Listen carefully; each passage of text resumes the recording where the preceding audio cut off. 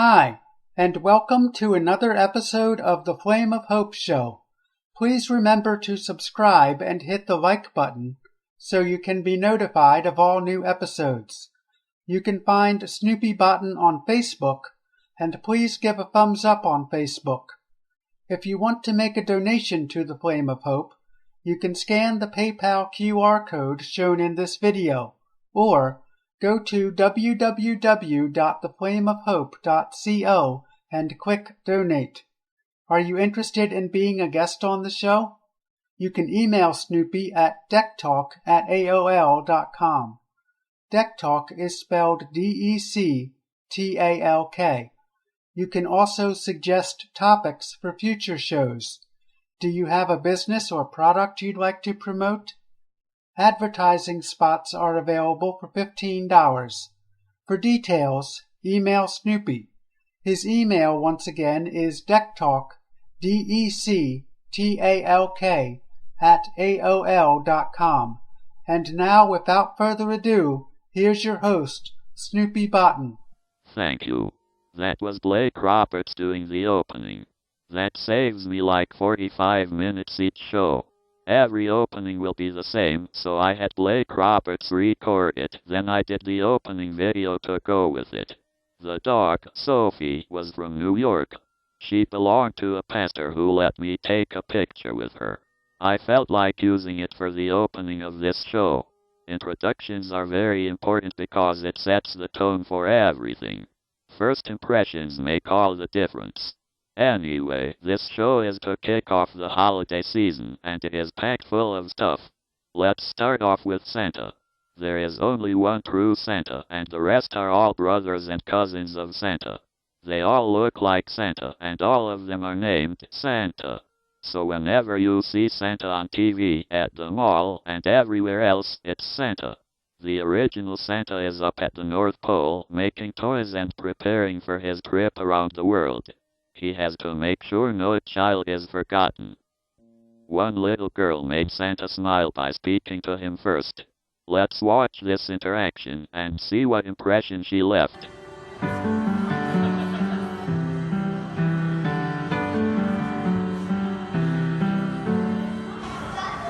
Hi, Santa.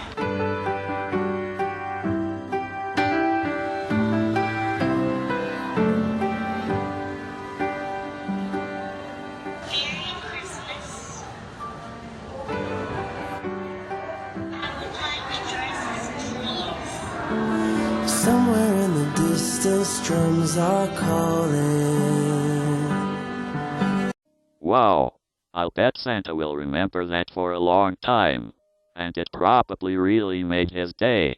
And that's why first impressions are so important. Santa knows every language in the world and how to communicate with each child. Watch as Santa communicates with a deaf child. He is 3 years old, full of life, and legally deaf. Cameron Sylvester wears 2 hearing aids. Cameron has auditory neuropathy. He basically hears at a different level than what you and me hear at. So he's been learning sign language, getting pretty good at it too. Recently, like so many others, the family went to see Santa at the Bass Pro Shop in Foxborough. His sister Ariana wasn't shy at all. His sister Ari jumped right up there, and Cameron just forget about it. He didn't want anything to do with it. This Santa sees some 18,000 children each Christmas, and he noticed the little boy with 2 hearing aids. The mother was signing a little bit, so I used the opportunity to sign to him, and I just asked him, are you a good boy? Cameron's mom couldn't believe it. Santa talking in American Sign Language. Out of nowhere, Santa asked Cameron, "Are you a good boy?"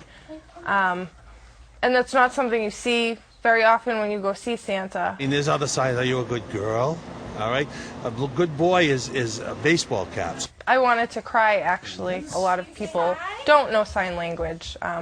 And there's Santa, and he knew exactly what Cameron needed to see. Cameron responded right away. Absolutely. I mean, it was wonderful. I live for moments like those. His parents say for a deaf child like Cameron, it's the little things that count as he grows more confident with who he is. This moment with Santa, the best Christmas gift of all. It's touching because it's nice to know that they're people still left in the world that care. And so the moral of this story for all you doubters, yes, there is a Santa, and he speaks every language. Is Santa smart or what? Do you want to know how Santa got to be so smart? Well, I'm sure you all go to school to learn stuff. Do you know Santa also goes to school? It's called Santa School. He's an old guy and he forgets stuff. Of course he remembers the names of every child and where they live. But he has to brush up on all his languages, how to make toys, and even the right way to eat an Oreo cookie. In fact, let me show you a Santa School. What do you want for Christmas? This is Santa School. And put that seed on top of the plate and turn it like you're cutting a cookie. Every fall, more than 200 Mr. and Mrs. Clauses from around the world arrive in a small Michigan town to learn everything from singing all of the other reindeer to American Sign Language. Happy Hanukkah. The Charles W. Howard School is the oldest Santa Claus school in the world. We have Santas kind of go pretty much everywhere, from commercials to the Rockettes in New York City to Macy's Day Parade. The 3-day course costs $580 for new students and $550 for returning students. And candidates are admitted on a first-come, first-serve basis to master the Santa Claus look, sound, and act. You're literally ready for anything after the school here. Santa's the most well-known character in the world. The red suit first appeared around 1930. That's what we all try to achieve. The white beard, the red nose, the happy cheeks, and a belly full of jelly. And in 1937, the Santa School was founded by Charles W. Howard, a Santa for the Macy's Thanksgiving Day Parade. Man of the hour, Santa Claus. Hello there, everybody. This is blush. This gives you a little color. And you really only need it on the tip of your nose and on the high part of your cheek. We just want, nice, clean, and sharp-looking Santa. Make sure your belt stays up high and doesn't go down underneath your belly so it's holding your belly up. Originally, students at the Santa School wore artificial beards made of yak hair. Merry Christmas, boys and girls. Merry Christmas, kids. But Santa beards, especially when made of real hair, can come at a price. The good ones are in the $2,000 range for a nice, beautiful set of hair. Having a real beard does offer more authenticity in the photos, but the cost of being Santa can add up. I made some investments. Right now, I'm sitting between $4,000 and $5,000. Between the hotel, the school, transportation, having work done professionally on my beard, having to buy several Santa suits, it's a big piece of change. But looking like Santa is much more than makeup and a beard.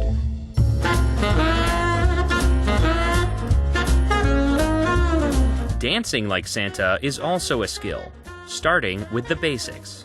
When in doubt, super simple, we can step touch, yeah?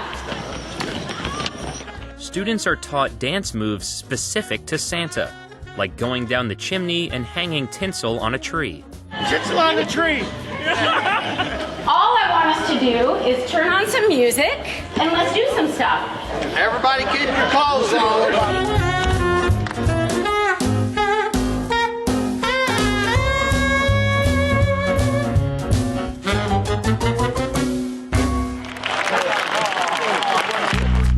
Next, the Santa sound. It's a little bit darker than the normal speaking voice. It's a little more robust, maybe a little bit further back in the throat. Merry Christmas! The school brings in a voice teacher to help Santas use, but not lose, their voices. They're at it several hours a day from Thanksgiving until New Year's. I'd also say too, like softer is not necessarily better. Whispering can actually take that vocal fuel even more quickly than talking in certain situations. And when it comes to singing, so there's a C. Here we go. Using a pitch pipe is going to help ensure consistency. If you sing something in the same key a million times, eventually your brain will just hear it that way. Santa Claus is coming to town. Santas also learn a variety of words and phrases in American Sign Language. And you take that pointer finger and put it under your nose and wiggle. This is kids. Last year, a young girl came with her family that had special needs. She really couldn't talk. She kind of stood away. She wasn't really comfortable coming close to me. And I asked her dad, I said, does she sign? And he says, yeah, she does. So I did Merry Christmas to her and sign, and she came right up to me. She sat on my knee, and he took pictures, and everything was great. Take the letter P and touch your middle finger to your chin. Pink. If Santa can sign with them, wow, that is like the top for them. They're so excited. They need to know that Santa loves them too. We wish you a Merry Christmas and a Happy New Year. Once students master Santa's look and sound, it's time to put it all into practice and become Santa. What have you been doing with all them Legos I've been bringing you each year, huh? He makes sets out. He makes stuff out of them. A professional Santa must be skilled in improvisation. Things can go wrong.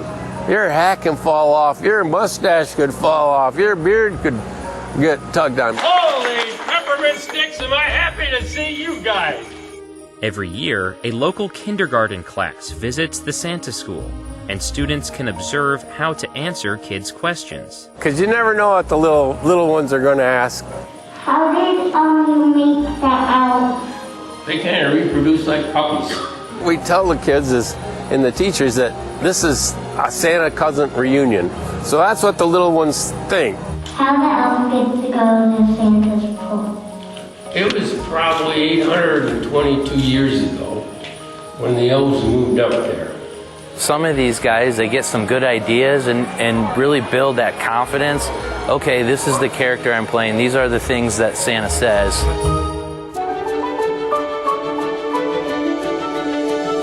The week concludes with a formal graduation where students receive a diploma. After graduating, the Santas move on to their upcoming gigs. They might be booked by photographers for photo sessions. My work with the photographer starts on Friday after next week. Or be mall Santas. And then about the middle of November, I am sitting in the seat at a mall back in Philadelphia.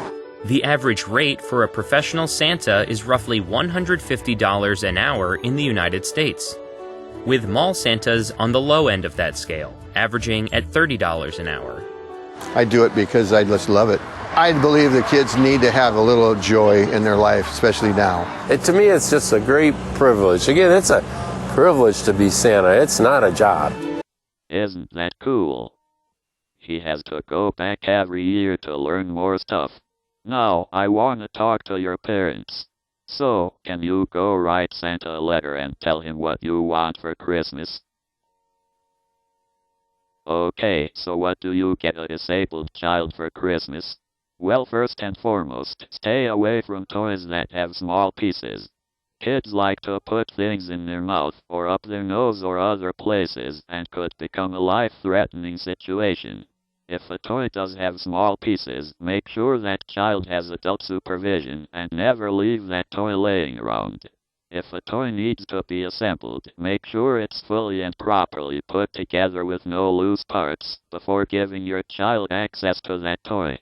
Be sure to inspect the toy often to ensure safety, and to make any needed repairs or adjustments. If a toy comes with any food items, check the expiration dates, and make sure the child is not allergic to any of the ingredients. Some kids like loud noises and flashing lights. However, other kids might go into a seizure or meltdown when exposed to lights, sounds, or fast-moving objects. So, assess your child's personality and disability when selecting a toy or game. If your child likes to throw things, don't get stuff you don't want thrown in the house. Ask your child what they want for Christmas. Their answers may surprise you. Let's start with ideas for stocking stuffers. And some of these ideas I have a problem with, due to small pieces and whatnot. But here are some stocking stuffer ideas. We've had a lot of problems before buying presents for Abigail. So you go to the toy store, you're walking down the aisles, you're looking at age-appropriate toys. Now, especially for low-functioning kids, that can be Heartbreak City. We find ourselves back down the toddler aisle, back down the infant aisle, buying baby toys once again for our preteen. Cue the tears. So we're going to look at some alternatives to those push-button baby toys that we typically get. So first thing I want to talk about is stocking stuffers. It's really hard to find stocking stuffers for a low-functioning kid on the spectrum. These are musical instruments that we picked up at Target. I want to say they were $1 a piece. So that's awesome, little stocking stuffers. Little tambourine and bell stick and triangle. We're probably going to regret purchasing these, but she'll love them. This time of the year you can find colorful bouncy balls and trinkets and little stuff in the bins, and those make great stocking stuffers too. Jacob's Ladder is dirt cheap, and it kind of adds a sensory aspect to the noise making and the play. Okay, on to some smaller gift ideas. This also might help out grandparents, friends, relatives. A lot of times we get gift cards, and we're totally cool with that. That allows us the opportunity to go out and buy the stuff that she really needs. We know it's really hard to buy for kids with autism because you're not always buying age-appropriate toys. So let's check out some presents that we found. Melissa and Doug, they make great products. This is a wooden shape sorter, and you sort wooden shapes. So much fun. Nail polish kit. Abigail just got into, she doesn't polish her own, paint her own nail polish, painting. She doesn't paint her own nails. Other people do it for her, obviously, but she likes to get them painted, so that's what we got her. I don't know if that's going to apply to you. Like 1 in 4 kids with autism are girls, so 75% chance that you have a boy. Won't work. Unless he's into that. No judgment. Another good gift idea is Play-Doh. You can buy these massive Play-Doh kits, things like that. The only problem with Play-Doh is it's extremely messy. I've got a couple alternatives to Play-Doh for you. This is kinetic sand. Abigail got this last year, so we're not giving it to her this year. But this stuff is amazing.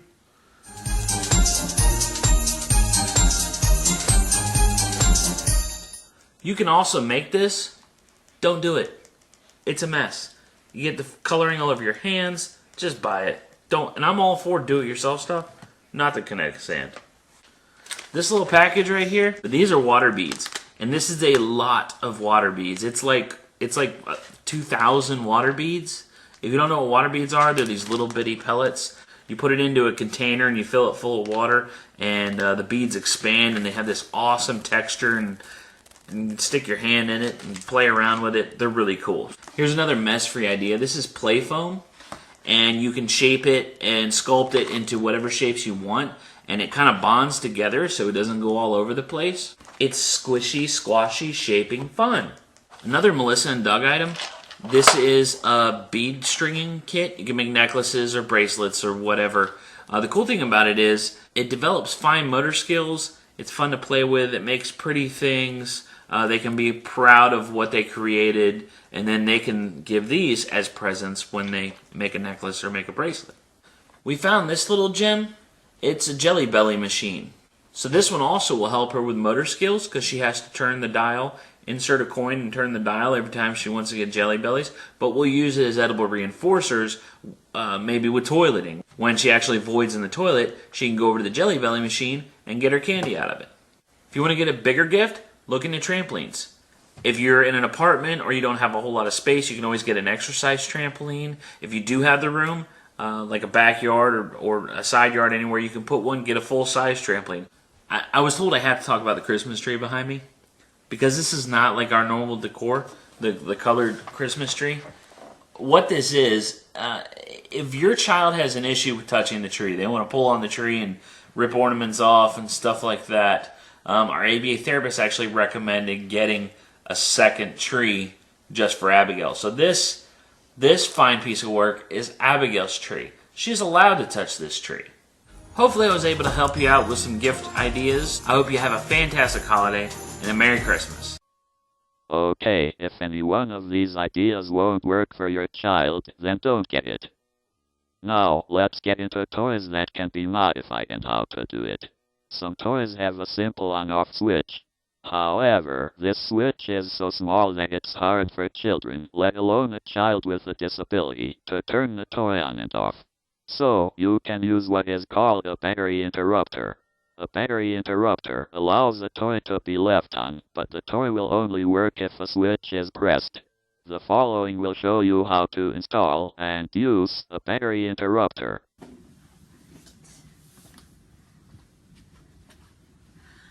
Alright, hello, my name is Beth, and this is my daughter Alice, and we are going to show you guys how to make some switch toys using a battery interrupter. So what you're going to want to do is get yourself one of these. This is called a battery interrupter, and I'll kind of put it close to the camera so you can see it. I got this on Amazon for about $15. We'll post the link in the bio so you can see what it is. But this is just from Enabled Solutions, and we purchased a AA battery interrupter because the toy that we're going to adapt, the two toys we're going to adapt, take AA batteries. So you're going to want to make sure you have the right adapter for the right battery. So what you're going to do is go to the back where the batteries are. You're going to pop out one of the batteries. It doesn't matter which of the batteries you take out. And you're going to put your battery interrupter against the positive terminal. So just kind of place it. I know my fingers are hard to see, but just kind of place it right there so you can put it in between the terminal and the battery. So then I'm just going to pop the battery back in. And it does take a little bit of finesse to make sure your battery interrupter doesn't slide around because it has to block that terminal. And then the best toys to use for this battery interrupter are toys with a on-off switch. Like this one has this on-off switch on it. So you don't want one that has a lot of buttons or one, like if you turn it on then you have to push several other buttons to make it work because a battery interrupter usually doesn't work with things like that. So let's hope this works on the first shot. So we're going to take our button. I just have this button that was purchased on Amazon from Learning Resource. These are about 50 bucks a piece, but fortunately you can use the same button on lots of toys, which is why I don't solder my battery interrupter to my terminal so that I can pull it out and use it with multiple toys. So you just plug it in like this. Okay, I'm going to turn it on. So then if Alice pushes the button,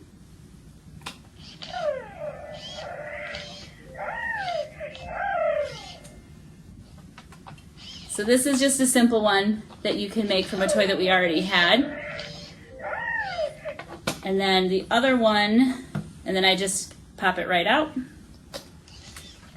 and then turn the toy off. The other one that we have is a frog that blows bubbles. This one I purchased off Amazon for around $15, $20. And then again, just put the battery interrupter in the positive terminal spot. Hopefully I can do this one faster than the other one. Yep. Make sure it's on. And then I'm going to pour the bubbles in the front. You like this one, don't you?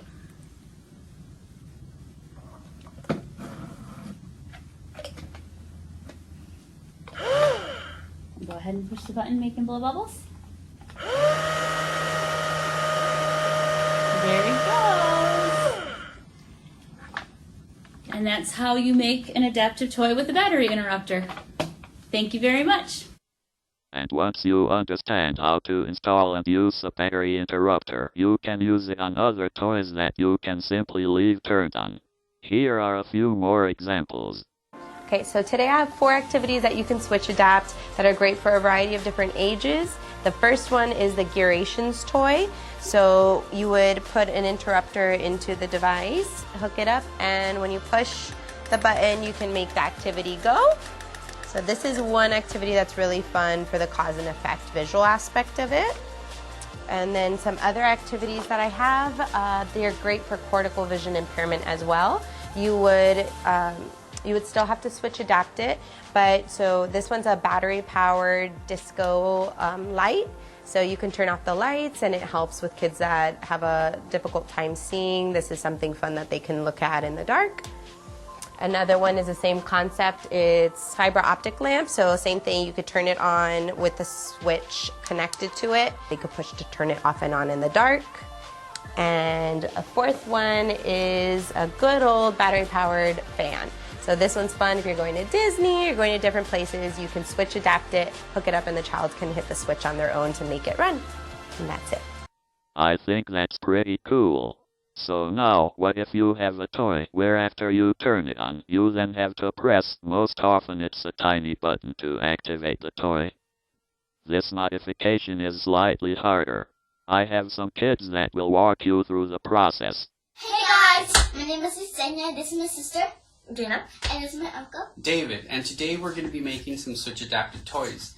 If you don't have the instructions, follow the link below in the description to the Instructables to print your instructions out. Let's go over some of the stuff you'll be needing. You're going to need an electronic toy. You're going to need a switch to activate your toy, a 1/8 inch audio jack, a multimeter, a pair of wire cutters and wire strippers, some wire splice connectors. These UG connectors from 3M take wire from 19 gauge to 26 gauge, which is pretty thin, which most of these toys have, and a pair of pliers to close them up. You'll need a thread cutter and some thread. I like to use fabric glue so I can go easy on the stitching. And finally, your instruction manual so you can follow along. Okay, now that we have all our materials gathered, let's get started with the modification. Yeah. We're going to begin by finding the switch that activates the toy. Check that it's working by activating the toy first. Labels ring, are you listening? Okay, so we took out the batteries from one of the toys, and one of the other toys didn't work. And that's one of the reasons why we checked that the toy is working. We don't want to finish the modification and have the toy not work and think that our modification caused the toy not to work. So that's why you want to check that the toy works before you start so that you know you have a working toy to begin with. Okay, let's continue with the other toy. Once we verified that he's working, we're going to take out the batteries. So one of the things we're going to be doing is we're going to be finding a place to put our audio jack. This is our switches in the hand in this case, and we're going to open up the stitching and pull the wires out and then figure out how to put our audio jack somewhere, probably down here, so it's out of the way and so that when we connect our switch, it won't interfere with the operation of the toy. Okay, we'll begin by taking out some of the stitching by the button. You could use a thread cutter, or you can also use a razor blade.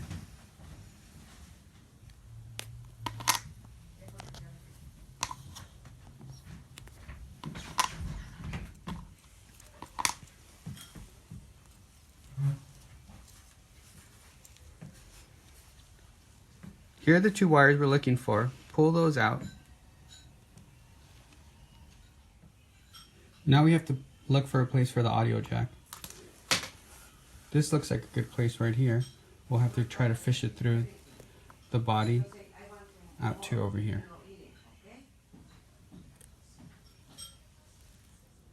Now we move on to one of the most confusing parts of this modification. But let's just begin at the beginning. You have a switch that's connected to a 1/8 inch audio jack. If you can see, it has two connections, a tip and a sleeve. That goes connected into our audio jack. I stripped the ends of the wires using our wire stripper, and I connected each wire from this audio jack to the multimeter. When you press the button, it'll close the switch.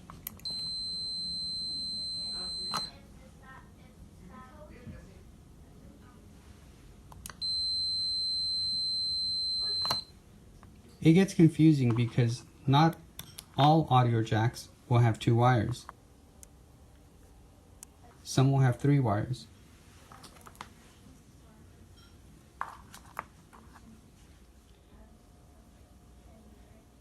And not all our activation buttons will have 2 sides to it. Some will have 3 connectors to it. Ultimately, whether you have 2 or 3 contacts, we're trying to make a connection between the tip and the sleeve, or the tip and the ring and the sleeve. If your audio jack has 3 wires, just make sure to connect the ring and the sleeve together so that when you connect it to a button, whether it's a TRS button or a TS button, it'll make the connection between the tip, the ring, and the sleeve. Or if you have a TS button, it'll also make the connection between the tip and the sleeve. So we'll begin with an example of an audio jack with 2 wires and a button with 2 contacts.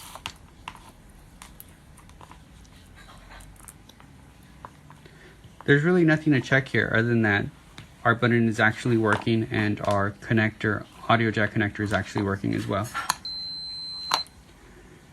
We know that one is a tip and one is a sleeve.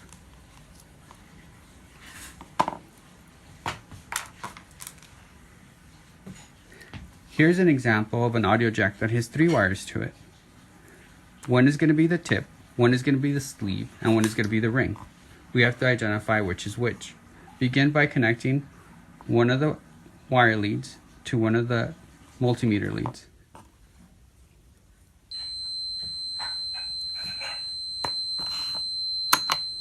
So these are obviously connected together because even without touching the buttons together, it's already making a connection. If we hook it up to the other wire, it should turn on when we hit the button. So now we know that these 2 will go together, in this case red and orange, and the brown one will go on the other switch. The next case would be to have an audio jack with 2 wires and a button with 3 contacts on it. In this case, because it's only 2 wires on our audio jack, again, it doesn't matter. You're just checking that when you hook up the plug and you push the button, that your multimeter shows that it's making contact. I actually don't have a button that's connected to this wire right now, so I'm just talking through them. The next example would be to have an audio jack with 3 wires and our button with 3 contacts. Again, we're looking for the 2 wires that make contact with the 1 wire, and you check them 2 at a time, and then you swap out one of the wires, check that. 2 of the wires will make the same connection with the opposite wire. Verify that with your multimeter. We're going to go ahead and work with the audio jack that has 2 wires. Go ahead and cut off the ends that you stripped the wire from, so we can insert this into our connector.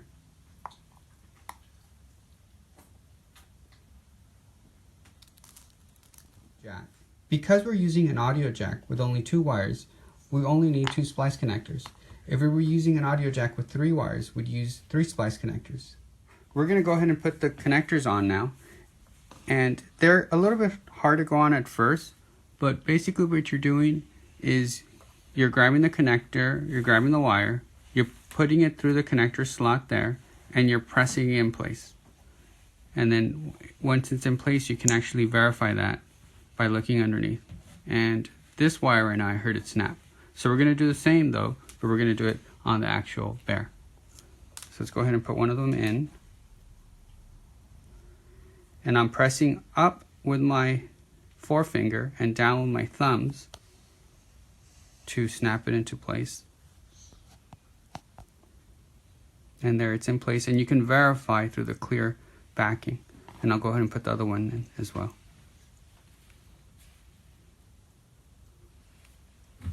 And one thing about these connectors is once you actually crimp them down and they're in, you won't be able to take them out. So it's better if you do feel like you messed up and you want to do it again, just leave it in there and add another connector. But those are both in place and we're ready to add our wires. So I'm going to turn it over to see where I'm going to add the wire, and it's on this side here. And I add the wire on one side, and I'm going to crimp that down.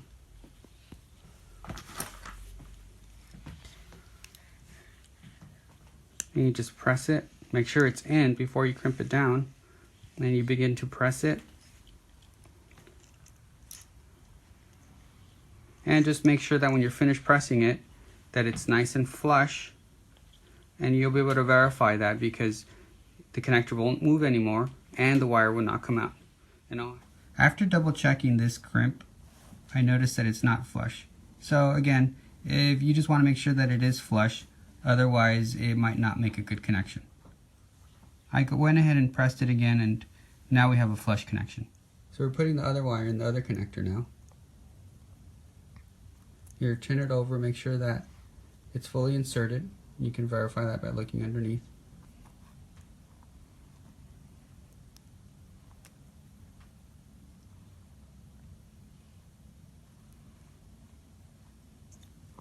You're going to pinch the two wires together, and once you made sure that the wire is inside, you're going to go ahead and crimp it closed.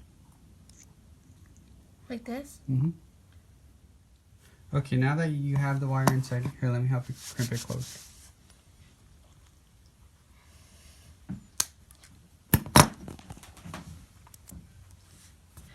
Okay, and we're going to continue to crimp it closed.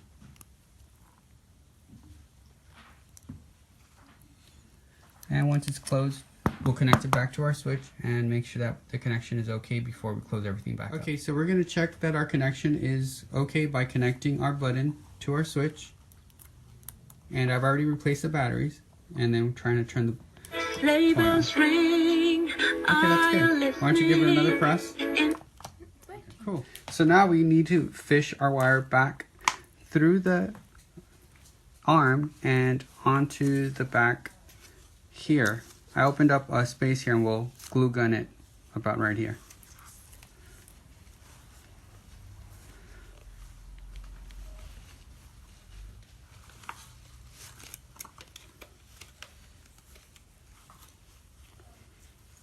We can put our connectors back inside with the wires, and we'll replace the fluff and take out the batteries as well. I went ahead and stuffed the bear again with the stuffing, and I'm going to use some of this glue around the stitching where I'm going to be putting the stitches at. And the reason I use the glue is so that I don't have to stitch everything back so precisely.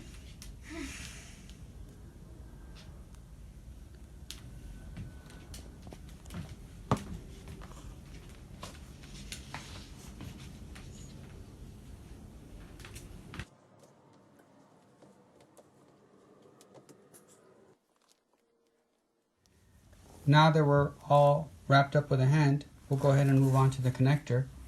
I'm going to go ahead and make a hole about right here, and I already took the screw cap off the audio jack. I'll glue it in place, and then we'll glue and stitch this back up as well.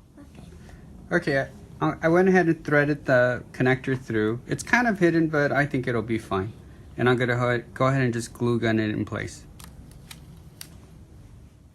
I went ahead and glued in the adapter jack, and it actually didn't require any stitching because everything just kind of got glued in place. Now we're going to put the batteries back and give it another try. And that concludes the modification for our switch adaptive toy. One thing to note is that when you are gluing the connector into place, not to put too much glue into the connector body, or it will prevent the switch from making contact, which is what happened to us a few minutes ago. Thanks for watching. Bye guys! Hope you enjoyed the video!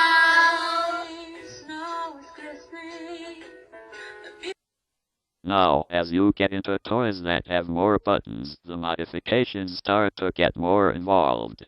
This next clip is a little strange. They kind of get into toys that have multiple buttons. They do a great job with explaining how to make your own adapted switch for the toy, but they don't tell you how to modify the toy so you can connect the switch. Oops. So, in this clip, you will see how you can make your own switch. Then, I'll show a clip on how to modify the toy. Welcome back. I'm Lisa. And I'm Anita. And today we're going to talk about toys that can be adapted for your child. Anita, can you tell us why it's important to adapt a toy for, say, Ryan? Sure. Now he used to like toys like this that are easy to activate and you can hit the buttons.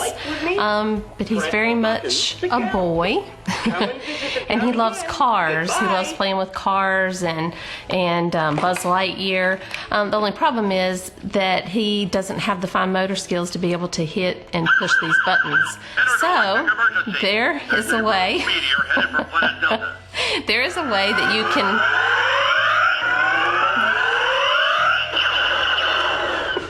Maybe not that button next time. Not that button. But there's a way that you can adapt these toys so that it can be connected to a large switch, and all he has to do is hit that one switch. And then it makes it possible for him to play with cars that are remote controlled, Buzz Lightyear, racetracks. So it just opens up a whole new world.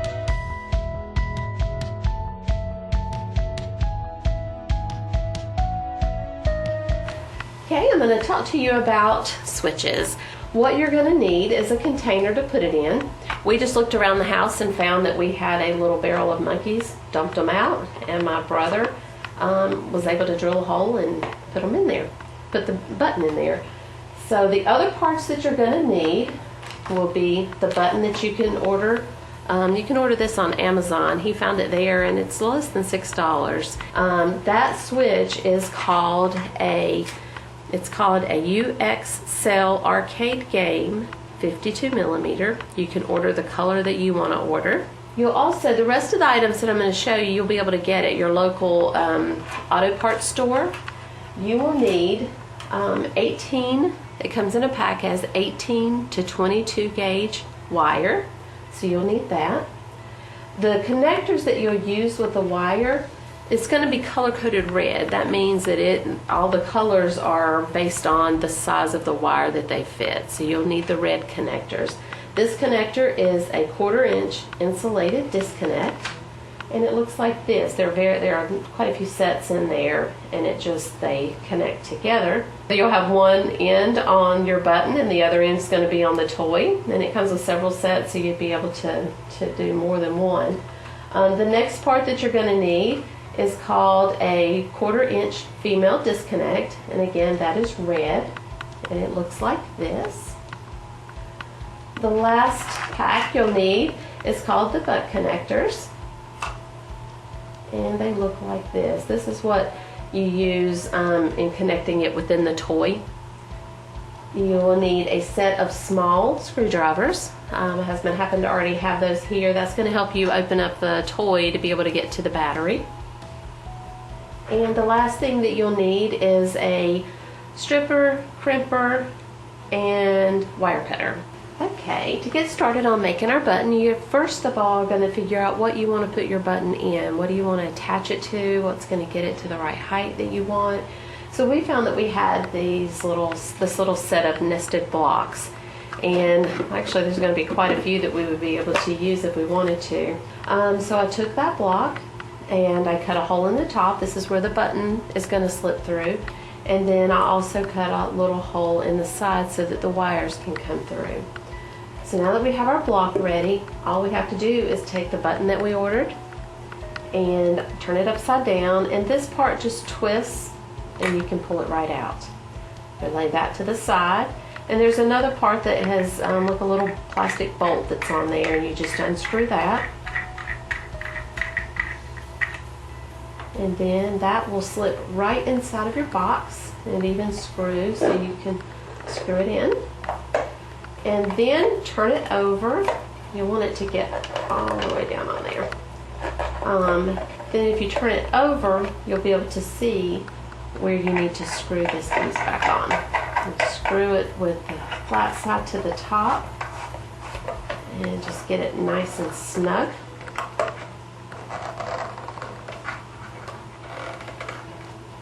Okay, and now our box, our container is ready to go. You'll also see from here that I've already cut 2 pieces of wire. And this is going to be the piece that runs just like you see on this button, the piece that comes out and will connect to the toy. So I've cut those, and I've practiced. stripping the wire. I do suggest that you practice on a piece of wire, not the toy. Get this part down pat before you decide to cut the wire on the toy and strip it. So my husband gave me a lesson in this last night. All you have to do is, we're only going to strip, I guess, like a 1/2 inch there. If you click and you can pull through, then it's not tight enough. You just keep going until you get to one where it will grab. And so we found that this one is where it will grab.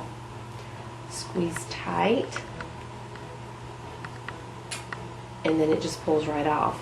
So we're going to do this on both ends of each wire. And then on one end, so that you can connect to the button, you're going to put this 1/4 inch female connector on there.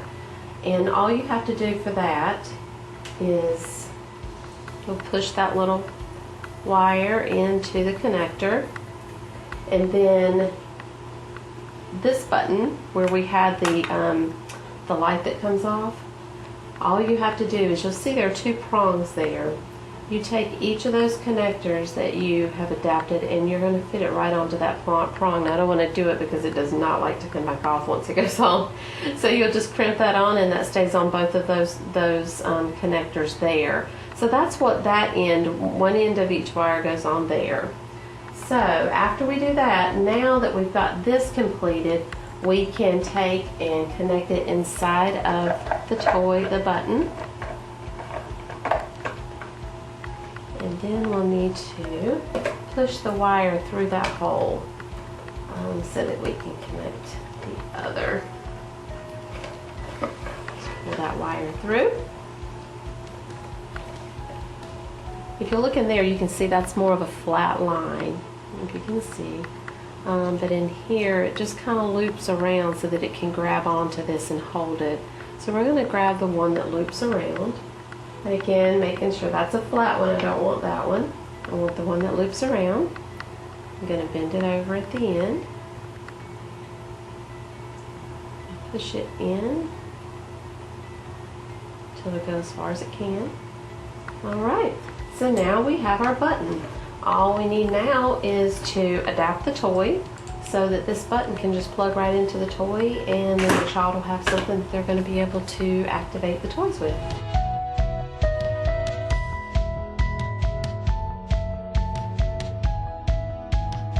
Okay, now that we've created our button, we are ready to adapt this wire to be able to connect into that button. And as you can see, I've already cut 2 pieces of wire and I've stripped each end. And remember, on this end we have the disconnect, the insulated disconnect that has what looks like loops inside. So we need to add on to one end of this wire the flat piece that will slide right into the other piece of the disconnect, and you can see that straight line there. Then what we need to do is we'll add a butt connector onto to the other end of the wire so that it can also just connect right into. We'll cut here and attach it onto the end, and then we'll be able to plug it in and be ready to go. As you can see, I already have one wire ready, and now I'm going to get the other one ready. What I did, turn that around so it's in the right direction, is I took the wire and I bent it over. As you can see, those wires are really tiny. They're small, so I'm going to give it something to be able to make it a little snugger inside of the connector. So, taking the insulated disconnect, and there's a little hole inside that you'll be able to see. And then I'm going to take the crimpers. Just crimp it tight. Same thing on this end. Just bend that wire over, press it flat, and then take the butt connector,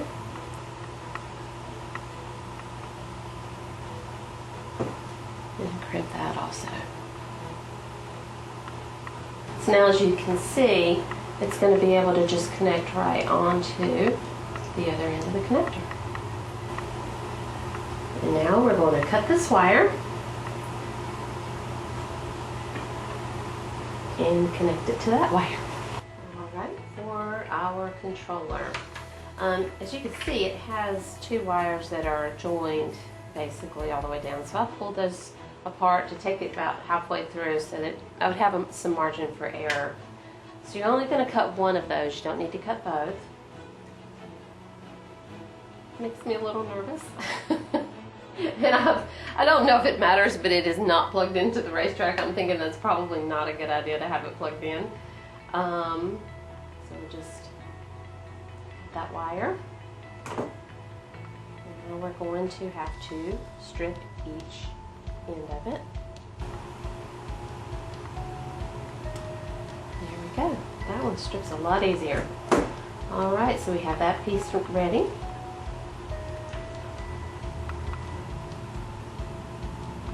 This in and do the same thing. Now that we have both ends of the wire, we'll be able to connect that right in. Fold this piece of the wire over and take and put that inside that little loop in there.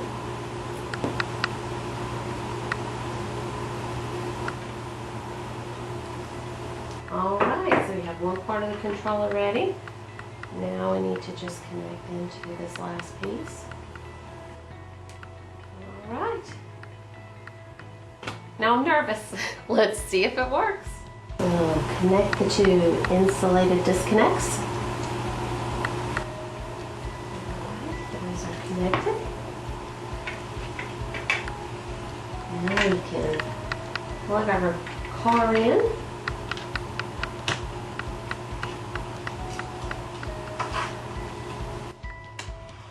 Yay! I was so nervous. Do you see what I mean? They magically connect the switch to the toy.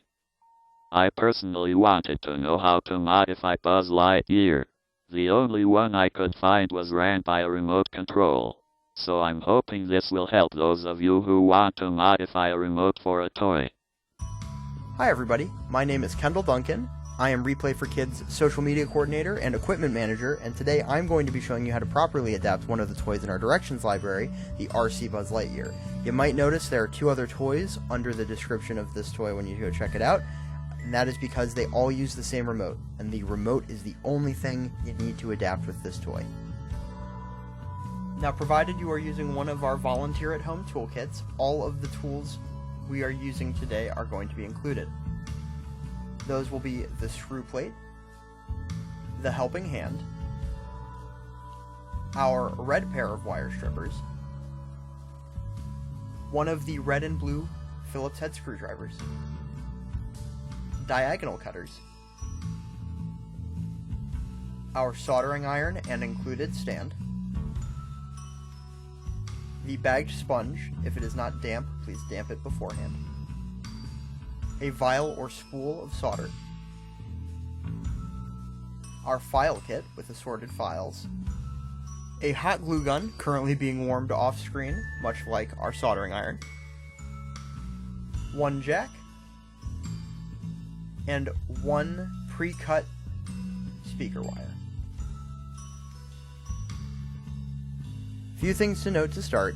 Firstly, any extra packaging you want to move from your workspace. That screw on the back of the remote is unnecessary, it's just what keeps it in the package. Secondly, you will be using a soldering iron, so please be aware of the cautions that you need to take to use that safely. It's a very hot device, just be sure to always be handling it very carefully. There are 4 screws, as you can see, on the back of the remote in the corners. You can use your trusty screw plate there to take those out and keep those safe. You are going to need those to put the remote back together.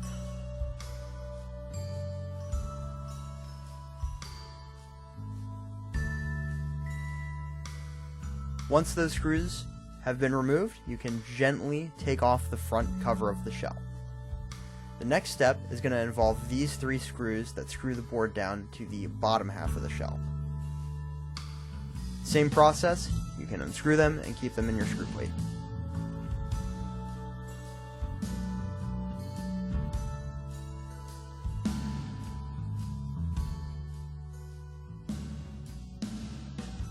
Once those 3 screws have been removed, you can set the antenna to the side, you will still need that, and gently pry the board off the 2 pegs, keeping it stationary to the shell.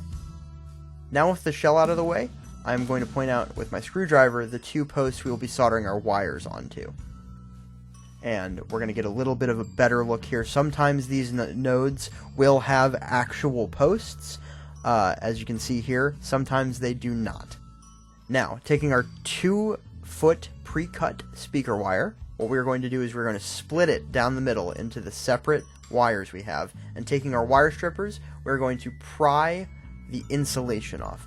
The middle section of the wire strippers is a good starting point, and if it seems like it's too big a hole, you can just keep going further up. You pull it straight out, and about 1/4 inch is all you need. They're going to look frayed though, so what we need to do is we need to twist the wire, and it's going to look more braided now, and it's basically making it into one solid wire that you are going to solder onto the board.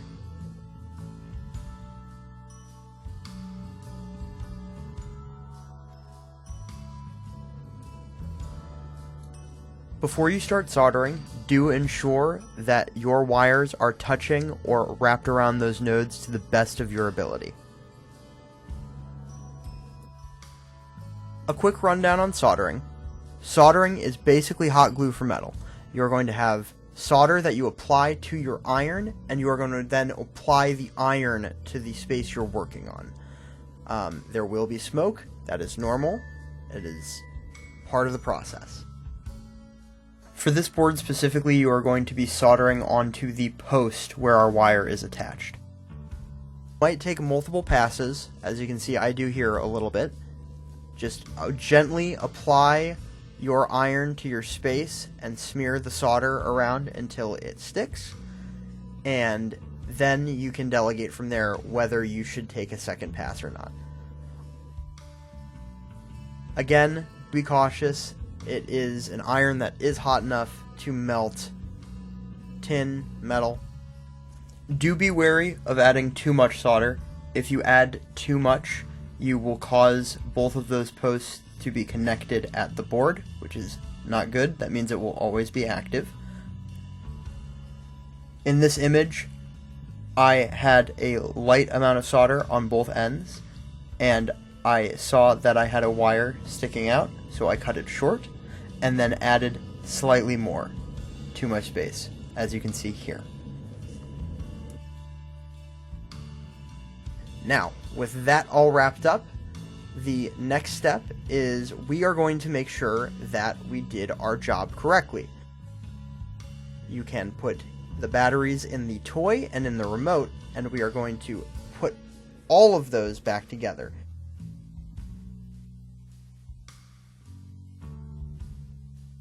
Buzz has a single screw to get to his battery compartment, and once you have the batteries set in the toy, you can then turn him on with the switch that is right there. Now when you apply the board back onto the shell, do be mindful it is the second set of holes up from the bottom there, as I pointed out. Otherwise the screws will not go in correctly. And do make sure you are putting the antenna in between the board and its screw hole. You're now going to put the other 2 screws back into the board, as shown, just like you found it, and we are now able to test the toy. Small little footage insert here because I wanted to show in detail what I was doing when I was at this step adapting the toy. You'll see I'll do it one more time, but this is a process to make it easier to thread wire into the jack and solder the jack. So when you split your speaker wire, you're going to take one side and put it into these wire strippers like so. And then you are going to bend the one side just like that. So you should have one bend and one regular wire. You're going to cut with the center of your wire strippers that bend, so one wire is just shorter than the other. And now you're going to strip them like normal. Like I said again, this makes the entire process of threading those wires into the jack much easier. It lines up slightly more because one is just slightly shorter than the other, and you will see I do this in the video on the toy, but this was just to cover it a little bit more in depth. So So yes, as you can see here, I'm going through the exact same process, just a little bit off screen, so I wanted to re-record it. And yeah, you just cut the bend and strip them like normal, about that 1/4 inch, and you have the perfect setup for when we get to the jack step. Once you've done all that, if you touch both of the wires together, your toy should activate.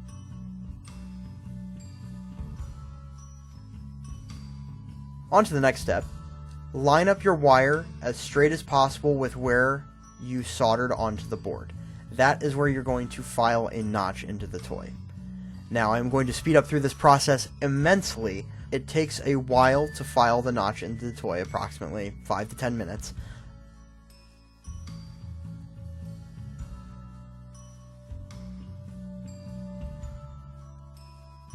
It should be noted you can use a Dremel for this process, and it will make it much faster, but it's sometimes harder to pick up 2 new tools that you're not familiar with than just one.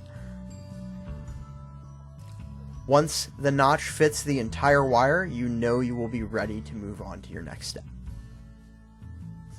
Once you have filed a sizable notch for the wire to rest in, you are then going to take your hot glue gun and hot glue the wire onto the inside of the remote, making sure it's resting in that notch.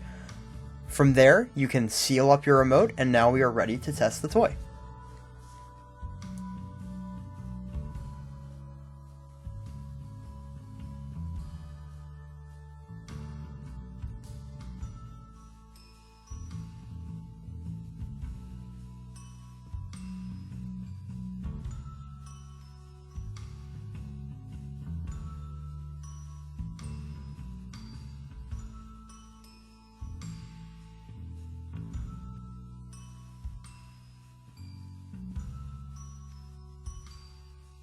Now onto the jack, you are going to turn the shell counterclockwise and pull it apart, and you have now a metal jack and a plastic shell.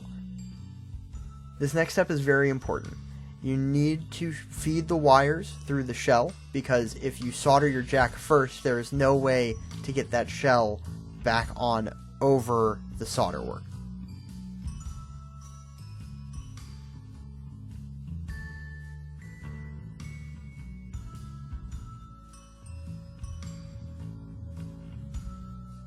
Another very important step.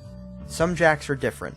The one I am using today has 2 silver circular holes. Some of them have 2 square copper holes, and some of them have 1 silver and 1 copper. If you have a single copper, you will always go to silver. Otherwise, it is just one side.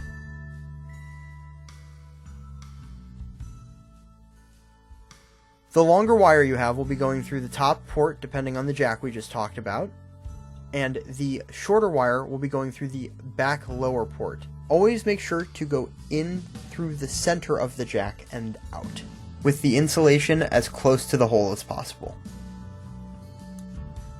A good tip for when you're soldering the jack is to put the iron up against the metal that you are soldering onto, because it takes longer to heat up than if you were to just put it against the wire.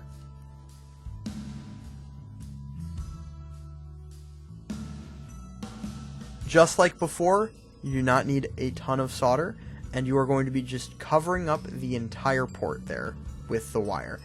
At the end, there should be no movement from the wires, and they should be completely stationary on the jack.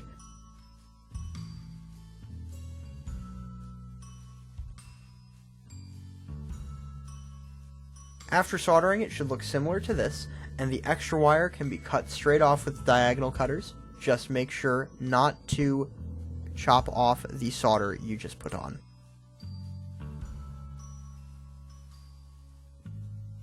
Now all that's left to do is slide the sleeve back up the wire, twist it back onto the jack, and pull out a test switch. If you have soldered everything correctly and everything is working properly, the second you push the switch, the toy should activate. And just like that, you've officially finished adapting a toy. I'd like to thank you so much for watching, and if you have any questions about this specific toy, the directions to it are in the description below, as well as the link to our website and the link to our overall directions database. Thank you so much for watching, and I hope you have a wonderful day. That video was by Replay for Kids, and here is the contact information for them. And let me show you another clip by Replay for Kids, because I guess you can contact them, and they will walk you through how to modify a given toy. So here is a sample of what they cover. Hi, we're here from Replay for Kids, a nonprofit organization that adapts toys for kids with disabilities. What we do is take a toy like Elmo here, where you squeeze his belly, there's a switch in there to make the toy work. But a child with a disability might not have the coordination or might be paralyzed and not able to do that. So we figure out where the switch is inside the toy, show you how to attach a cable to the switch location in parallel to that switch inside, so that a child with disability, their helper can plug in an external switch, like a large plate switch, like hit this, and they can hit that to make the toy work. There are also smaller switches that they can hit, and there's a variety of other switches. For example, another toy example is this little ray gun here. You have to squeeze the trigger to make it work. A child with a disability might not have the coordination to do that, but even if they don't have any movement in their limbs, they can use a head switch to make the toy work. Similarly, there's this little boxing hamster here. You have to squeeze his toe to make him work. A child with a disability wouldn't have the pinch strength to do that, possibly. But even if all they can do is blow in and out, there are puff switches that will make the toy work.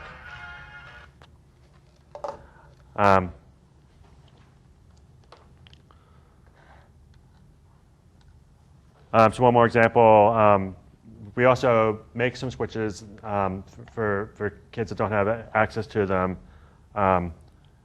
So they'll be able to plug into these adaptive toys and hit the switch to make the switch work, to make the toy work.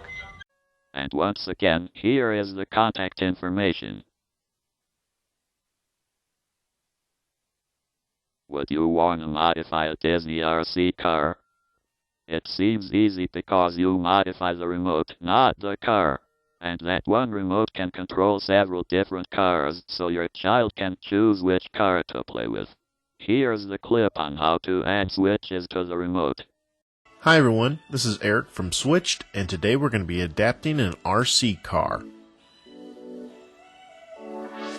So this manual will show you how to adapt the Disney Mickey the True Original RC car, but these instructions can be used for any RC car that's got a forward and a turn button.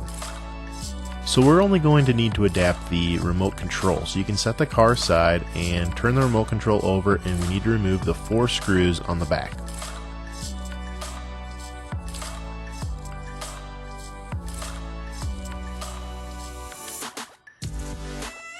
Once those screws are removed, you can pull apart the 2 halves of the toy. And we're just going to be working with the front for right now. We need to drill our holes for our 3.5mm headphone jack. So we need 2 holes, one for each button.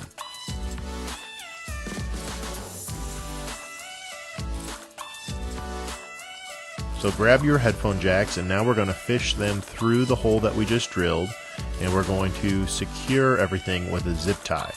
Now the zip tie is there just in case a child were to pull on that cord, it doesn't yank it out. So make sure it's nice and snug, and you can go ahead and cut off any excess zip tie. I'm going to repeat this process for the other headphone jack.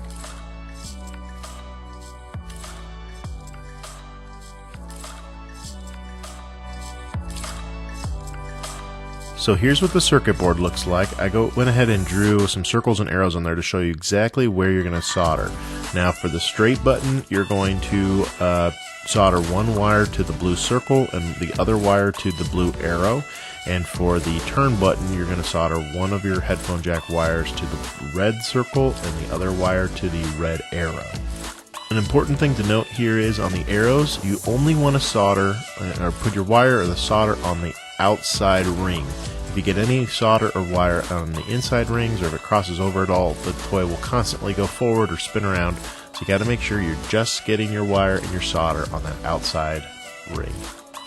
So here's what it looks like when all the soldering is done. On the right hand side we've got the forward button, and one wire is going to the disc and one wire is going to that top node, and then the turn button, we've got one going to this bottom node and one going to the disc. Go ahead and reinstall the two sides and make sure those buttons are in place. And now is a good time to test to make sure that all your solder points work. So plug in a button and make sure that both of your headphone jacks work properly. And if so, go ahead and reinstall the 4 screws on the back of the remote and you are done. Switched. Adapted toys. Making play possible. For more how-to videos, visit us online at www.switchtoys.org. This next clip is my personal favorite. I might be 58 years old, but I even wish I could get in a battery-powered car and drive it. Did you know those cars can be modified so a child with a disability can drive it? The company is called Go Baby Go, and they actually modify these toy cars. You guys have to see this clip. Xander. Here. In the classroom, Xander's got a lot of really good friends. Not like you can hurt him. In more open area situations, you can kind of get a little left behind. I have lots of kids that aren't invited to birthday parties, ever. Friends are hard to make when you're not mobile. When he's on the bike, he just often just gets this really big, like, happy grin on his face. I want you to feel like you have control over your own happiness. And I know for young children, that's attached to your mobility.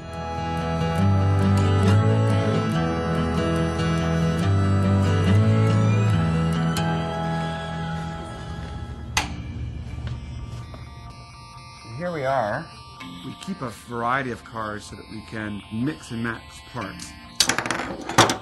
I'm Cole Galloway, the founder of Go Baby Go, a project to increase exploration in kids with special needs. We take off-the-shelf ride-on cars and we modify them lightly to get them going. The materials of interest are PVC, nuts and bolts, things you get at your hardware store. I came to Delaware in 2000 and started a traditional research lab studying how kids learn to move their bodies. There are no commercially available power wheelchairs for children that are under 3. So out of the frustration, myself and a high school research assistant a couple of summers back went to Toys R Us. We jacked up all the small cars, took them all off the shelves. The manager comes running, "What are you doing?" And we said, "We're having a lab meeting, of course." And we went and saw that for $100 for a ride-on car and $100 worth of materials from Home Depot, we could get the same kind of mobility. That was too good to be true. Fast forward 2 or 3 years, and now we're modifying ride-on cars all over the country. We're in front of 20 to 50 families and clinicians each workshop, teaching them how to modify cars.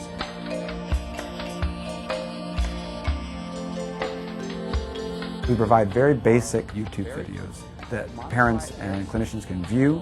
They can build a car off of them, combine that with the manual that we send out, have an electrical or mechanical engineer come by and certify it, you're ready to go. You can see a very typical design platform. I don't know why we felt the need to give it away, except I think everybody would do that. There's no reason to hold on to this and fight for a territory when there's literally hundreds of thousands of kids all over the world today sitting still. Now it becomes a chess match of how quickly we can get it out.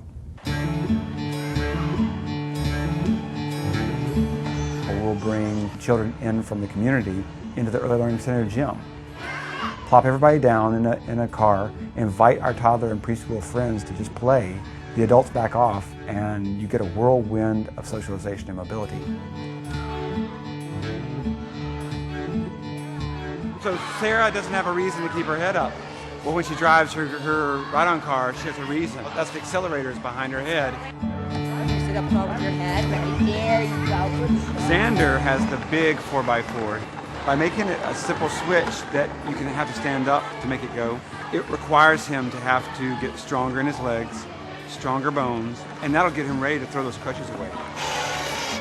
That's exactly what we're after. A typically developing kid and a special guy bonding. That's a big friend, little friend. And Xander even mentioned, like, why is he following me around? And it was like, because you're a superhero. When he uses the stand-up car, not only can he keep up with the friends, but sometimes the friends have to keep up with him. And so it kind of puts him more in a place of like being the leader as opposed to just being the follower. It's a motorcycle. Just the love of chasing after a child, yelling, "You better come back here right now, young man, or you're going to get run over." There are a lot of kids out there that never get told no or come back here because they don't have anywhere to go. And once you give them a chance to go, they'll drive to you a little bit, and they're going to drive away from you. And so when Xander runs away from home, then I know we're good. Here is the contact information for Go Baby Go.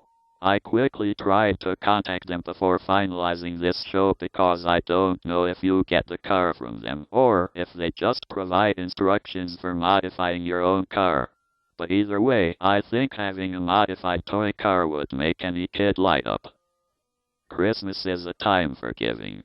The love of God comes to us in many different forms and we don't always see it. By giving a child a gift that expands their world of possibilities, you are helping them discover who they are. I used to have a problem with Santa because I thought it took away from the message of Jesus, which basically is he loves and believes in us. So when a mystery Santa gives a person of any age something that changes their lives, that person is deeply touched. A family member, a friend, a stranger, anyone can give hope, expectations, and inspiration. I'm hoping this show does just that. The simple message of love needs to be sounded as loud as a Christmas cannon. Let each person know that you believe in them. I want to end this show by giving you all something. If your child's school is doing a Christmas program, or maybe your church is doing something, and you want your child to be part of it, let me teach you all a few simple actions to a song called Christmas Canon. In the video you are about to see, I have a Merry Christmas sign that stays up until it's time to start doing the actions. Now, the first action I call a head snap. All you do is turn your head from left to right, like I'm doing, and you do it with the tempo of the song. I kind of don't recommend doing the head snap because you can pull a muscle in your neck.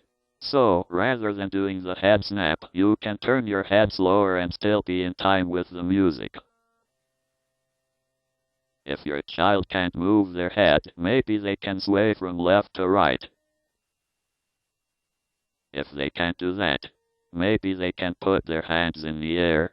First the left one, then the right one, then the left one, then the right one. And you do this until you get to another part of the song. And for this action, you start with your hands down at your sides. Now with the palms of your hands facing up, slowly bend your arms and bring them up.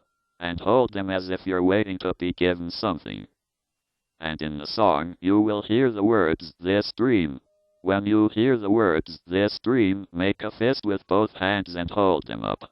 Then all you do is open your hands with your palms down and slowly bring your hands back down to your sides.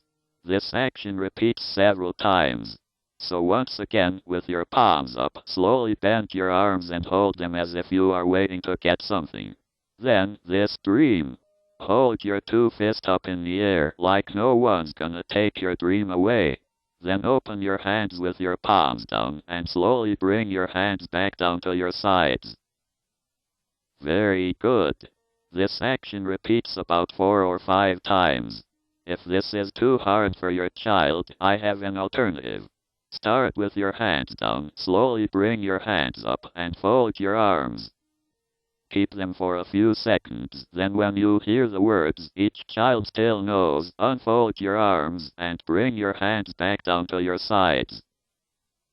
That's the alternative. And then you simply repeat it. So slowly bring your hands up and fold your arms. Each child still knows. Unfold your arms and bring your hands down to your sides. Very good. This repeats a few times, then we go back to the head snap or the alternative motion. That's all there is. So, I'm gonna start the video.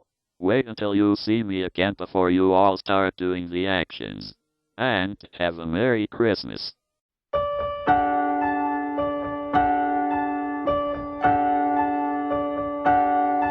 Merry Christmas, Merry Christmas, Merry Christmas, Merry Christmas, Merry Christmas, Merry Christmas, Merry Christmas, Merry Christmas, Merry Christmas, Merry Christmas, Merry Christmas, Merry Christmas.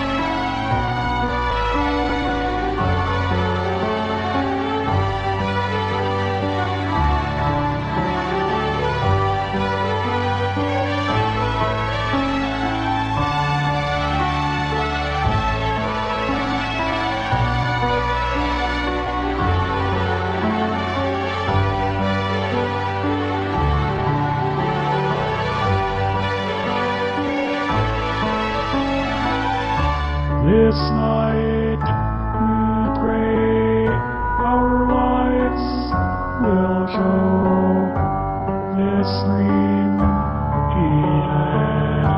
Each child still knows. This night we pray our lights will show this dream he had. Each child still knows. This night we pray our lights will show this dream he had. Each child still knows. This night we pray our lights will show this dream.